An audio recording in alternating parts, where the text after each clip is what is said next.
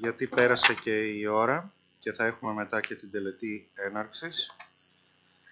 Έχουμε την τιμή και τη χαρά να έχουμε μαζί μας τον πρόεδρο του Ιατρικού Τμήματος της Σχολής Επιστημών Υγείας, τον καθηγητή καρδιοχειρουργικής κ. Αναστασιάδη, ο οποίος θα μας αναπτύξει ένα πάρα πολύ ενδιαφέρον θέμα που αφορά το τμήμα της ιατρικής απειθήτα με το ερώτημα πιλωτικό πρόγραμμα λειτουργίας ή πρότυπο λειτουργίας σχολής. Με πολύ ενδιαφέρον θα σας ακούσουμε, κύριε Πρόεδρε.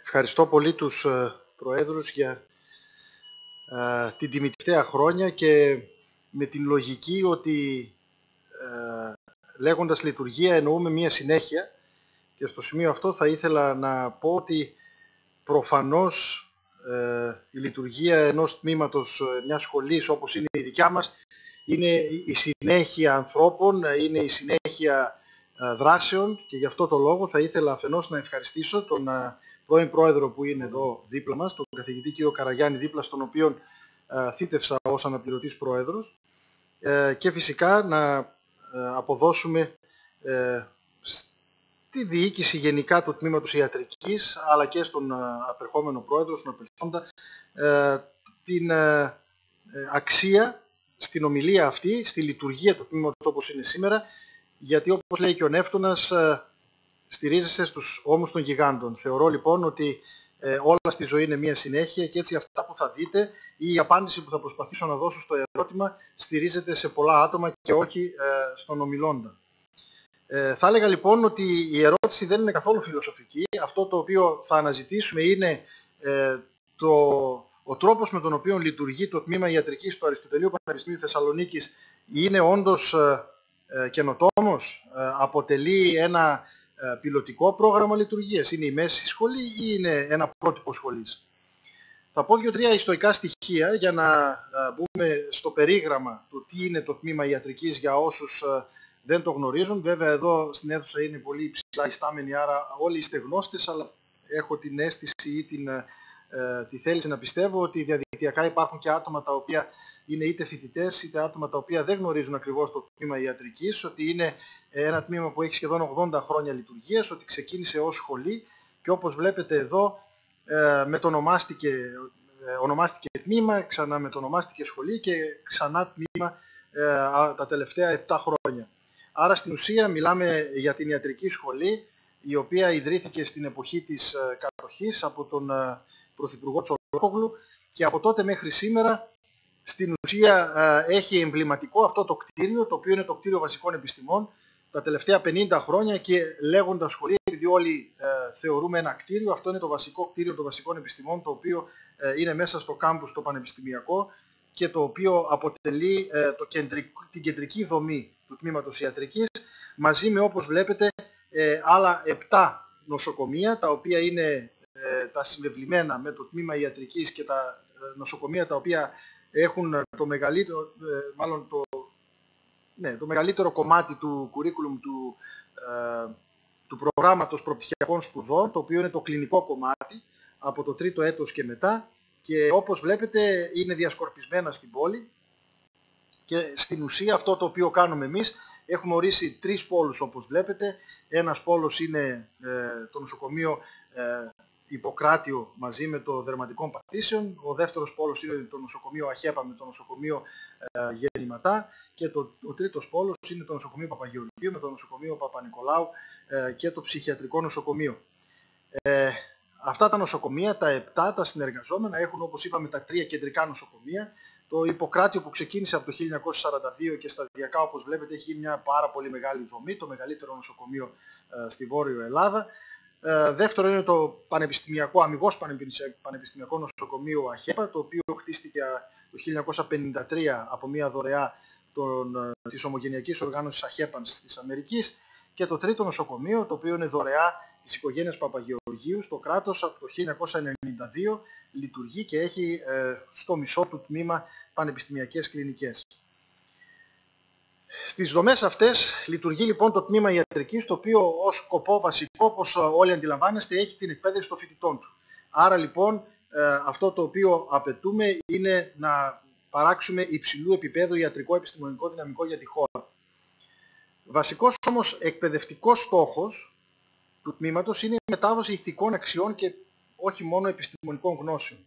Ο σκοπός μας λοιπόν είναι να βάλουμε το ιατρικό επάγγελμα να είναι λειτουργήμα στην πράξη στους φοιτητές οι οποίοι θα τελειώσουν το τμήμα ιατρικής του Αριστοτελείου Πανεπιστημίου της Θεσσαλονίκης, χρησιμοποιώντας, αν θέλετε, την πρακτική που βλέπετε εδώ των δύο μεγάλων φιλοσόφων της αρχαιότητας, του Πλάτωνα, που είναι ο δάσκαλος, κυρίως όμως κατ' εμέ και αυτού του φιλοσόφου ο οποίος φέρει το όνομά του το πανεπιστήμιό μας, του Αριστοτέλη, που είναι ο μαθητής, και όπως βλέπετε χαρακτηριστικά σε αυτό εδώ τον πίνακα του Ραφαέλου, ο οποίος έχει, λέγεται, η Σχολή των Αθηνών, όλους τους αρχαίους Έλληνες φιλοσόφους μαζί, μαζεμένους, σαν να ήταν όλοι μαζί την ίδια στιγμή και να διδάσκουν. Στο κέντρο τον Πλάτωνα, ο οποίος με την πλατωνική θεωρία επικαλείται τα υπερβατικά, τα ουράνια, τον Αριστοτέλη όμως, ο οποίος όπως βλέπετε δείχνει κάτω τη γη, είναι ο στέρεος, είναι αυτός ο οποίος πραγματικά με τη φιλοσοφία του στηρίζει αυτό που εμείς πιστεύουμε στο τμήμα ιατρικής, ότι είμαστε ένα αριστοτέλειο τμήμα με, όπως βλέπετε, κεφαλή, με λογότυπο του Αριστοτελείου Πανεπιστημίου, τον Άγιο Δημήτριο. Αυτό είναι το πρωτότυπο. Έχουμε βάλει μέσα και τη θρησκεία και τον προστάτη της πόλης στο πανεπιστήμιό μας. Να μην ξεχνάμε λοιπόν ότι το τμήμα ιατρικής, το οποίο φέρει το όνομα του Αριστοτέλη, έχει ως λογότυπο τον Ιπποκράτη. Είμαστε η χώρα του Ιπποκράτη, της υγείας και του Ασκληπιού, και είμαστε αυτοί οι οποίοι πραγματικά δώσαμε στον κόσμο την ιπποκρατική ιατρική, και είμαστε αυτοί οι οποίοι στο τέλος των σπουδών βάζουμε τους φοιτητές μας να έχουν τον όρκο του Ιπποκράτη στο μέλλον ως σημείο αναφοράς τους. Τα τελευταία 78 χρόνια τα οποία λειτουργεί το τμήμα, κατόρθωσε με τους καθηγητές, οι οποίοι κάποτε ήταν πολύ περισσότεροι, είμαστε γύρω στους 350 τώρα, να βρίσκεται στο διεθνές στερέωμα, στις 25.000 σχολές που υπάρχουν, πανεπιστήμια που υπάρχουν στον κόσμο, όπως βλέπετε σε ένα νούμερο γύρω στο 300. Μιλάμε για μια εξαιρετική επίδοση, με δεδομένο ότι το τμήμα μας είναι ένα δημόσιο πανεπιστήμιο και στερείται διαφόρων χαρακτηριστικών που θα μπορούσαν πραγματικά να το ανεβάσουν πάρα πολύ, και θα σας εξηγήσω ποια είναι αυτά τα χαρακτηριστικά στα οποία στηριζόμαστε εμείς και έχουμε την αίσθηση, την ελπίδα ή αν θέλετε και τη βεβαιότητα ότι πολύ σύντομα θα μπορέσουμε να ανέβουμε πάρα πολύ σε αυτό το διεθνές σύστημα ranking.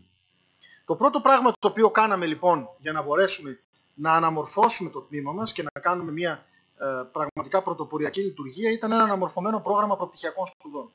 Ένα σύγχρονο πρόγραμμα, το οποίο όπως βλέπετε έχει στο κέντρο του ένα περιβάλλον ακαδημαϊκό με σκοπό τη δημιουργία του καλύτερου φοιτητή, του καλύτερου δασκάλου και του καλύτερου προσωπικού. Άρα ο σκοπός του προγράμματος αυτού είναι η αριστεία. Σαφώς με τα νέα μέσα τα οποία διαθέτουμε υπάρχουν πάρα πολλές δυνατότητες διδασκαλίας, αλλά αυτό που θέλουμε εμείς είναι να αυξήσουμε την αλληλεπίδραση φοιτητή και δασκάλου. Να δημιουργήσουμε μικρά group, μικρές ομάδες φοιτητών, οι οποίοι θα έχουν το μέντορά τους και πραγματικά θα μπορούν με μια καθετοποιημένη διδασκαλία σε ό,τι πιο σύγχρονο υπάρχει να μπορέσουν να γίνουν πραγματικά γιατροί του πραγματικού κόσμου και όχι του εικονικού.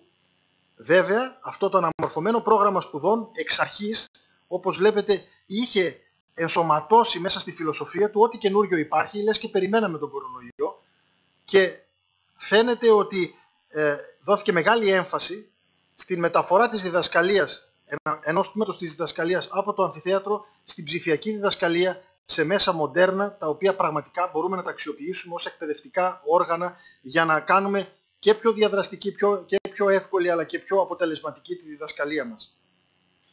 Μας πρόλαβε ο κορονοϊός, ο οποίος όπως βλέπετε έχει φτάσει να δημιουργήσει την κοινωνική απόσταση ως θεσμό.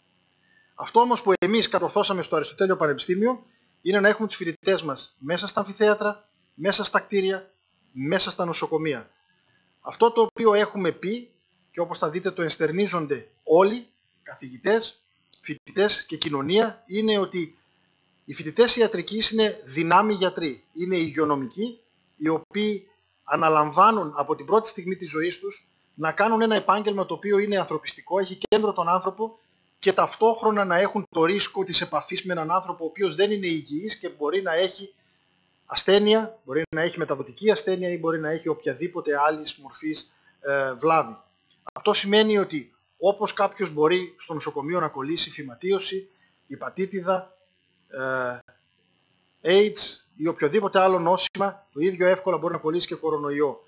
Με αυτή λοιπόν τη φιλοσοφία εμείς συνεχίζουμε στις μέρες αυτές τις δύσκολες, τηρώντας τα υγειονομικά μέτρα, με τους ατομικούς κανόνες ασφάλειας του καθενός, να λειτουργούμε τη σχολή και περίτρανα σας δείχνω τις 2 μέρες διαφορετικές που κάναμε αριστερά τους πρωτοετής induction και δεξιά από το 2ο μέχρι το 5ο έτος, γιατί το 6ο έτος ξεκίνησε ήδη από τον Αύγουστο, στο οποίο υπήρχαν όλοι αυτοί οι φοιτητές που βλέπετε εκεί, ήταν 250 τη μία φορά και περισσότεροι την άλλη, με ανοιχτά τα παράθυρα, περιμένοντας να ακούσουν πότε θα έρθουν στα αμφιθέατρα και πότε θα έρθουν στο πανεπιστήμιο. Οι ερωτήσεις που μας έκαναν ήταν συγκινητικές. Αυτό το οποίο θέλουν οι φοιτητές είναι να δουν τους καθηγητές τους, να είναι μέσα σε αυτό το οποίο βιώνουμε εμείς και να βοηθήσουν, ακόμα και σε πράγματα στα οποία μπορούν να βοηθήσουν ως υγειονομικοί. Μια άλλη δομή πέραν του αναμορφωμένου προγράμματος ελληνικών σπουδών, έτσι, ελληνόφωνου προγράμματος προπτυχιακού που έχουμε στην ιατρική τα τελευταία 2 χρόνια, είναι το αγγλόφωνο πρόγραμμα, το οποίο εκπονήθηκε τα τελευταία χρόνια και είμαστε έτοιμοι να το ξεκινήσουμε την επόμενη χρονιά και το οποίο είναι πρωτοποριακό στην Ελλάδα, διότι για πρώτη φορά θα έρθουν μη Έλληνες φοιτητές από όλο τον κόσμο, από την Ευρώπη και τον υπόλοιπο κόσμο, να σπουδάσουν ιατρική, όπως λέμε εδώ στην ιστοσελίδα μας, στην πατρίδα του Ιπποκράτη. Να μάθουν την ιπποκρατική ιατρική και να μπορέσουν να εκμεταλλευτούν μια τεράστια δομή όπως είναι το Πανεπιστήμιο,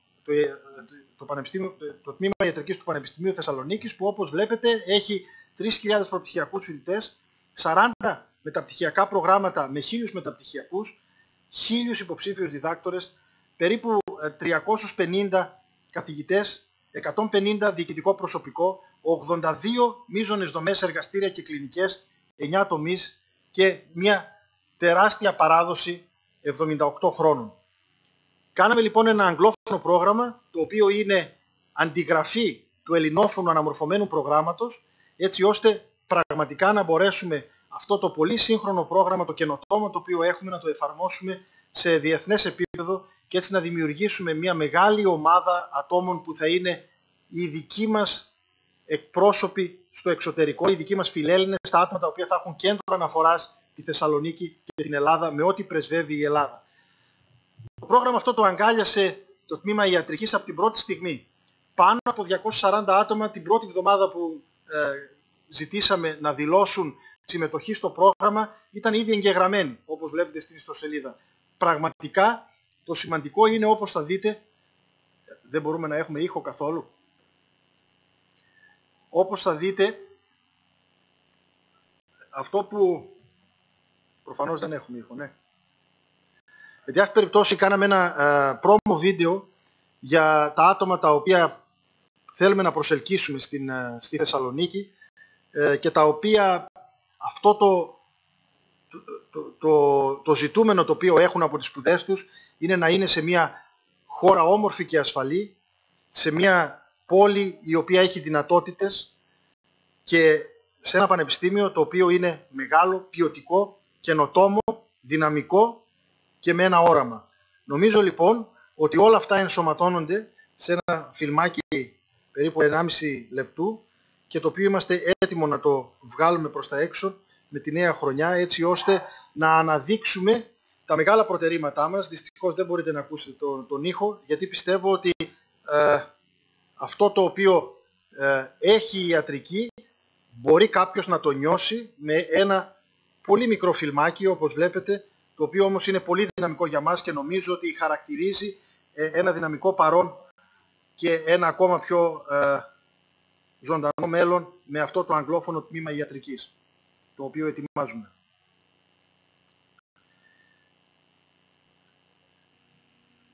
Εκτός από το προπτυχιακό πρόγραμμα σπουδών, όπως είδατε υπάρχει στο εκπαιδευτικό κομμάτι μια πολύ μεγάλη ποικιλία προγραμμάτων μεταπτυχιακών σπουδών, τα οποία έχουν ξεπεράσει τα 40 και έρχονται και άλλα, πράγμα που δηλώνει τη μεγάλη στόχευση του τμήματος ιατρικής στην εκπαίδευση σε όλα τα επίπεδα και μάλιστα με δεδομένο ότι υπάρχει γραφείο διδακτορικών διατριβών αλλά και μεταδιδακτορικής έρευνας, το οποίο πλαισιώνεται με μια πολύ πρωτοποριακή πρωτοβουλία να κάνουμε ακαδημαϊκούς βοηθούς είτε κλινικούς είτε έρευνας, δηλαδή fellowship με research fellows, clinical και research, αντιγράφοντας σε εισαγωγικά τα πρότυπα τα οποία έχουν τα fellowship στο εξωτερικό και προσπαθώντας να συμπληρώσουν τις εξειδικεύσεις που δεν υπάρχουν στο ελληνικό κράτος σε ακαδημαϊκό επίπεδο.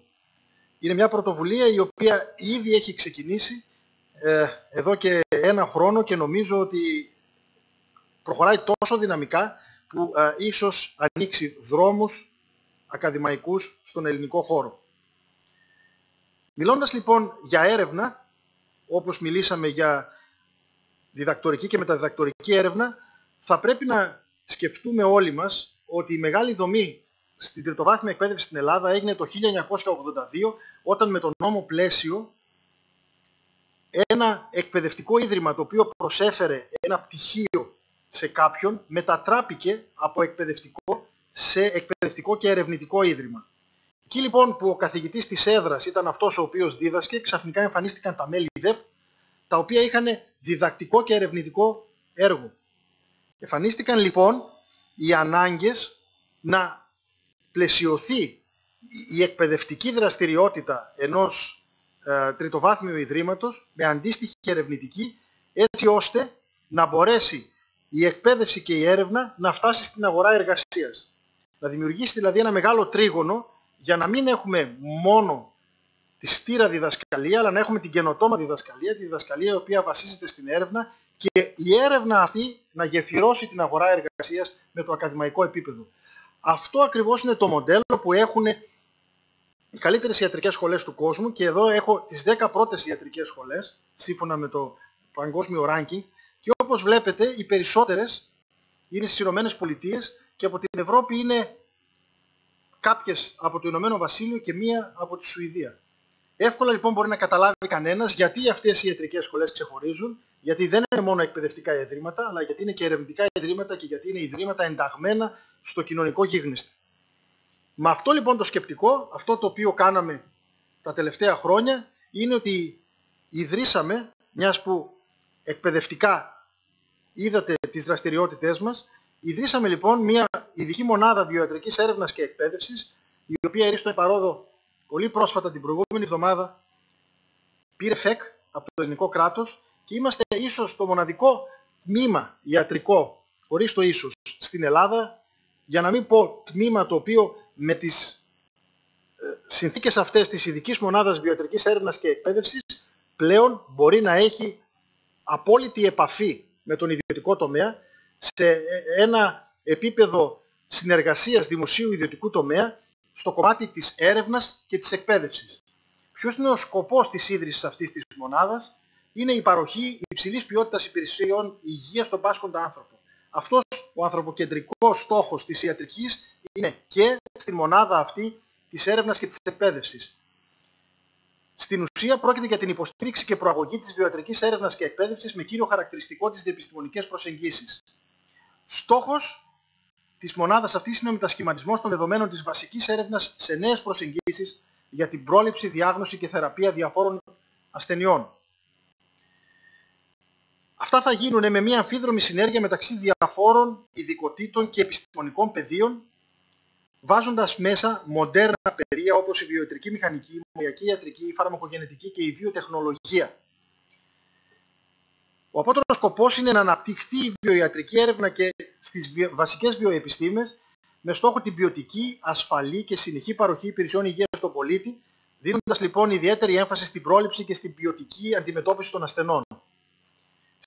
Προσπαθούμε λοιπόν να συνδέσουμε την έρευνα, τη σύγχρονη έρευνα υψηλού επίπεδου με την παροχή υπηρεσιών υγείας και να δημιουργήσουμε πρότυπα καινοτόμα ερευνητικών και εκπαιδευτικών προϊόντων, συστημάτων και υπηρεσιών με τη δημιουργία spin-off startup εταιριών και την υποστήριξη και πρόθεση στην αγορά καινοτόμων εφαρμογών και προϊόντων στη βιοιατρική πράξη. Όλο αυτό είναι ένα μοντέλο το οποίο δημιουργεί ένα πεδίο συνάντησης και συνεργασίας μεταξύ του Πανεπιστημίου και την αγορά εργασίας, όπως αυτό φαίνεται είτε από μια επιχείρηση, είτε από ένα Ινστιτούτο, είτε από οποιοδήποτε φορέα ο οποίος μπορεί να συνεργαστεί με αποτέλεσμα την προαγωγή του στόχου αυτού το οποίο έχουμε βάλει, την ανάπτυξη των ποιοτικών υπηρεσιών υγείας προς τον ασθενή. Αυτή η ειδική μονάδα, όπως βλέπετε, έχει 3 επιμέρους μονάδες, τη μονάδα κλινικών ερευνών, τη μονάδα ιατρικής ακριβίας και τη μονάδα βασικής και μεταφραστικής έρευνας. Η μονάδα κλινικών ερευνών έχει ήδη έδρα στο νοσοκομείο Παπαγεωργίου και έχει σκοπό τη διεξαγωγή κλινικών μελετών φάσης 1 και μελετών βιοϊσοδυναμίας, θεραπευτικής ισοδυναμίας, φάρμακοεπαγρύπνησης και φάρμακοεπιδημιολογίας. Ταυτόχρονα είναι εντεταλμένη με την εξειδίκευση γιατρών με την ειδικότητα της κλινικής φαρμακολογίας. Η δεύτερη μονάδα, η οποία ήδη έχει αιχμή την κλινική μοριακής ιατρικής, η οποία είναι υποίδρυση και η οποία θα ενταχθεί επίσης στο νοσοκομείο Παπαγεωργίου για να μπορέσει να συγκεράσει αυτά τα 2 κομμάτια, είναι η μονάδα ιατρικής ακριβίας και ήδη έχουν συνεργαστεί γι' αυτό το Εθνικό Κέντρο Έρευνας και Τεχνολογικής Ανάπτυξης που είναι εντεταγμένο από το Υπουργείο Υγείας για τις 2 μεγάλες κατευθύνσεις της ιατρικής της ακριβίας που είναι η ογκολογία και τα καρδιακιακά ενοσήματα, με μια τρίτη κατεύθυνση που έχει βάλει το τμήμα ιατρικής που είναι οι νευροεκφυλιστικές παθήσεις, και όλα μαζί κάνουν αυτή τη μονάδα της ιατρικής ακριβίας. Και τέλος υπάρχει η μονάδα βασικής και μεταφραστικής έρευνας, η οποία προβλέπεται να εγκατασταθεί αρχικά στο ΚΕΔΕΚ, το Κέντρο Διεπιστημονικής Έρευνας του Πανεπιστημίου, και το οποίο, όπως βλέπετε, έχει μια πλήρη γκάμα νέων ερευνητικών πεδίων τα οποία υπάρχουν.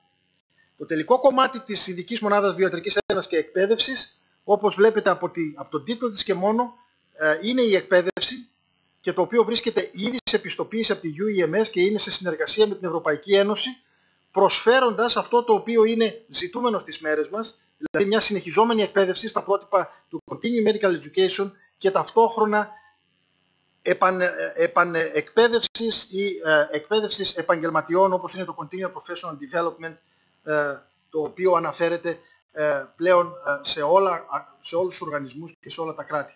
Τα ωφέλη για το απειθή, μπορείτε να τα αντιληφθείτε, είναι πάρα πολλά. Είναι η αξιοποίηση του ανθρώπινου δυναμικού του, η προσέλκυση ανταγωνιστικών προγραμμάτων, η στήριξη οικονομικά δράσεων του Αριστοτέλειου Πανεπιστημίου Θεσσαλονίκης και η προώθηση έρευνας και η παραγωγή νέας γνώσης, όπως είναι στο κέντρο ακριβώς της μονάδας αυτής. Τώρα, όσον αφορά την πόλη και την ευρύτερη κοινωνία, όταν θα υπάρξει σε έκπτυξη αυτή η ειδική μονάδα, αυτό το οποίο ελπίζουμε να έχουμε είναι πολλές νέες θέσεις εργασίας σε διάφορα επιστημονικά πεδία υψηλού επιστημονικού δυναμικού, συνεργασία με άλλα πανεπιστήμια του εξωτερικού, διοργάνωση διαφόρων δράσεων με τα πανεπιστήμια αυτά και ταυτόχρονα συνεργασία με τον ιδιωτικό τομέα και δημιουργία spin-off startup επιχειρήσεων και άλλων δομών με διάφορα Ινστιτούτα, έτσι ώστε να προάγουμε αυτό το οποίο λέμε εμείς καινοτόμα έρευνα και εφαρμοσμένη έρευνα.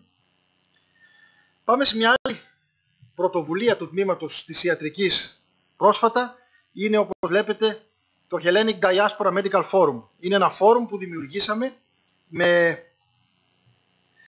επιτροπή καθηγητών, επιτήμων διδακτόρων της ιατρικής και καθηγητών ιατρικής της Διασποράς, όλοι τους Έλληνες καθηγητές από πολύ διάσημα πανεπιστήμια του εξωτερικού, οι οποίοι μαζί με αντίστοιχους καθηγητές του τμήματος ιατρικής του Αριστοτελείου Πανεπιστημίου Θεσσαλονίκης αποτέλεσαν τον πυρήνα, τη μαγιά ενός φόρουμ, το οποίο συνεχίζει μετά από την έναρξή του το Δεκέμβριο του 2019, με κεντρικά πρόσωπα αυτά τα οποία βλέπετε, τα οποία ήδη πλαισιώνονται με πολλά άλλα νέα άτομα από καθηγητές της Διασποράς και έχοντας ήδη φτιάξει τα working groups, τις ομάδες εργασίας σε 4 μεγάλους τομείς: το συντονισμό τραύματος στον ελληνικό χώρο, τη δημιουργία ενός φόρουμ επιστημονικού κάθε χρόνο κατά τη διάρκεια της διεθνούς εκθέσεως που θα ονομάζεται Αριστοτελιάδα και είναι στην ουσία μια επανάληψη του HDMF όπως έγινε πριν από ένα χρόνο, αλλά ταυτόχρονα θα ενσωματώνει ό,τι καινούριο καινοτόμο υπάρχει στο κομμάτι της βιοιατρικής έρευνας και εκπαίδευσης με άτομα του εξωτερικού, τα οποία θα πλαισιώνουν την λεγόμενη ακαδημία, τους καθηγητές, την αγορά εργασίας, τους ερευνητές, τη βιομηχανία, το κράτος και όλους όσους συμμετέχουν σε αυτό το οποίο λέμε εμείς βιοιατρική έρευνα και εκπαίδευση. Το τρίτο working group είναι ερευνητικά πρωτόκολλα και προγράμματα με τα άτομα αυτά του εξωτερικού, τα οποία είναι σε πολύ ψηλό επίπεδο και φυσικά ένα μεγάλο κομμάτι είναι το κομμάτι της εκπαίδευσης, των fellowships, scholarships ή mobility όπως λέμε, της μετακίνησης και της μεταφοράς γνώσης ένθεν, κακήθεν, τόσο των φοιτητών, όσο των προπτυχιακών και μεταπτυχιακών, όσο και του προσωπικού, των μελών ΔΕΠ, γραμματιακού προσωπικού και όλων όσων ασχολούνται ερευνητών και λοιπόν με το κομμάτι της ιατρικής. Συμπαραστάτες, όπως βλέπετε, το Ελληνοαμερικανικό Επιμελητήριο και η Πανελλήνιος Ένωση Φαρμακοβιομηχανίας.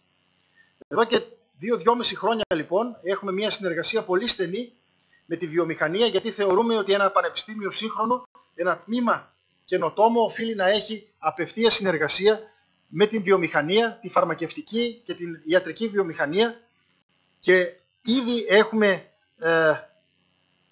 το πρώτο partnership agreement collaborative με το American Hellenic Chamber of Commerce, έτσι ώστε να μπορέσουμε πράγματα τα οποία έχει η διεθνής βιομηχανία, φάρμακοβιομηχανία και medical devices, να μπορέσουμε να τα έχουμε δίπλα μας στο Πανεπιστήμιο, να μπορέσουμε να συνεργαζόμαστε, και για το λόγο αυτό ετοιμαζόμαστε μέσω της ειδικής μονάδας βιοιατρικής έρευνας και εκπαίδευσης να κάνουμε ένα κέντρο καινοτομίας που θα πλαισιώσει τις ανάγκες αυτής της βιομηχανίας να έρθουν στο Πανεπιστήμιο, να κάνουν έρευνα και εκπαίδευση διά του Πανεπιστημίου μέσα στο κέντρο αυτό, το οποίο θα είναι το σαλόνι, ο χώρος, ο ουδέτερος χώρος, αυτός ο οποίο χρειάζεται η βιομηχανία και δεν υπάρχει στην Ελλάδα, για να μπορέσουν να κάνουν την εκπαίδευση και την έρευνα υπό την εποπτεία και υπό τη βοήθεια και υπό τη συνεργασία του Τμήματος Ιατρικής του Αριστοτέλειου Πανεπιστημίου Θεσσαλονίκης.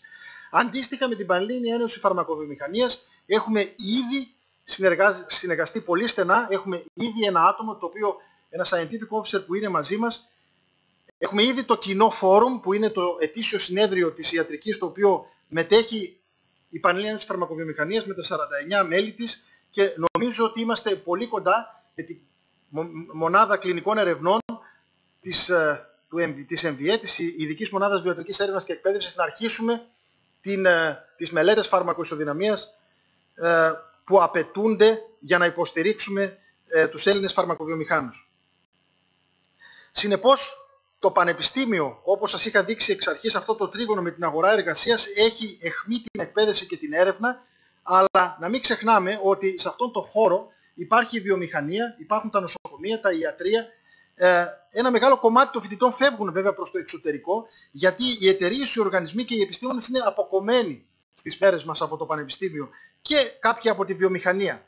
Υπάρχουν όμως πάρα πολλές δράσεις μεταξύ όλων αυτών των 4 δομών μεταξύ τους, αλλά το Πανεπιστήμιο συνήθως μένει αμέτωχο, ή μάλλον μέχρι τώρα έμενε αμέτωχο. Αυτό εμείς που προσπαθήσαμε να κάνουμε, και ήδη είμαστε, όπως βλέπετε, σε απόλυτη συνάφεια με αυτούς, είναι να έχουμε μια αμφίδρομη σχέση με όλους αυτούς, έτσι ώστε να ιδρύσουμε αυτό το οποίο λένε στο εξωτερικό ακαδέμια. Τι είναι ακαδέμια? Η ακαδέμια είναι μια ομάδα ανθρώπων που ασχολούνται με την έρευνα και την εκπαίδευση μέσα στο πανεπιστήμιο, έξω από το πανεπιστήμιο, στη βιομηχανία, στα Ινστιτούτα. Όλοι αυτοί μαζί κάνουν την ακαδημία, και πιστεύω ότι αυτή τη στιγμή το τμήμα ιατρικής αγκαλιάζει όλο αυτό εδώ το μοσαϊκό το οποίο έχει η Ακαδημία στην Ελλάδα, με μεγάλο δυναμικό, και κυρίως με τους δύο φορείς, την MVE, την Ειδική Μονάδα Βιοιατρικής Έρευνας και Εκπαίδευσης, και το HDMF με τις μονάδες τους και τις ομάδες εργασίας. Να μην ξεχνάμε ότι ήδη υπάρχουν συνεργασίες με το ΕΚΕΤΑ, με το Ανθρωποβιολογικό Ινστιτούτο της Ακαδημίας Αθηνών ετοιμαζόμαστε, είμαστε ήδη στα σκαριά για να αποκτήσουμε συνεργασία και το επόμενο στάδιο είναι να υπάρξει συνεργασία με το Δημόκριτο. Νομίζω λοιπόν ότι όταν λέμε πανεπιστήμιο με εκπαίδευση και έρευνα, ήδη το τμήμα ιατρικής είναι αυτό το οποίο τα έχει βάλει ως κέντρο της καθημερινής του πρακτικής. Να μην ξεχνάμε όμως ότι η ιατρική σχολή έχει και κλινικό έργο. Στο κομμάτι λοιπόν του κλινικού έργου υπάρχουν νοσοκομιακές υποδομές. Ποιες είναι οι υποδομές? Όπως ήδη είπαμε, υπάρχουν οι τρεις μεγάλοι πόλοι, το Παπαγεωργίου, το ΑΧΕΠΑ και το Ιπποκράτιο νοσοκομείο, όπως τα βλέπετε κάθετα. Υπάρχουν όμως και δύο άλλα νοσοκομεία, το ένα είναι υποίδρυση και το άλλο είναι υποπροσπάθεια να ιδρυθεί. Το ένα λοιπόν είναι το Παιδιατρικό Νοσοκομείο, το οποίο όπως βλέπετε είναι ψηλά, στο βουνό, στο Φύλλο, το οποίο από το Ίδρυμα Σταύρος Νιάρχος έχει ήδη δρομολογηθεί, θα είναι ένα πανεπιστημιακό νοσοκομείο με τις παιδιατρικές κλινικές του τμήματος ιατρικής, και το άλλο είναι ένα κεντρικό νοσοκομείο, το οποίο είναι ένα όραμα ετών που προσπαθούμε να δούμε πώς θα μπορέσουμε να το εντάξουμε στο στρατηγικό σχεδιασμό τόσο του Πανεπιστημίου όσο και της πόλης μας. Το Πανεπιστημιακό Παιδιατρικό Νοσοκομείο έχει ορίζοντα 2024. Συνεργαζόμαστε πολύ στενά με το Ίδρυμα Σταύρος Νιάρχος και νομίζω ότι πολύ σύντομα θα είμαστε έτοιμοι αυτές τις μακέτες τις οποίες βλέπετε, οι οποίες είναι πανέμορφες, να αρχίσουμε να τις βλέπουμε στην πράξη.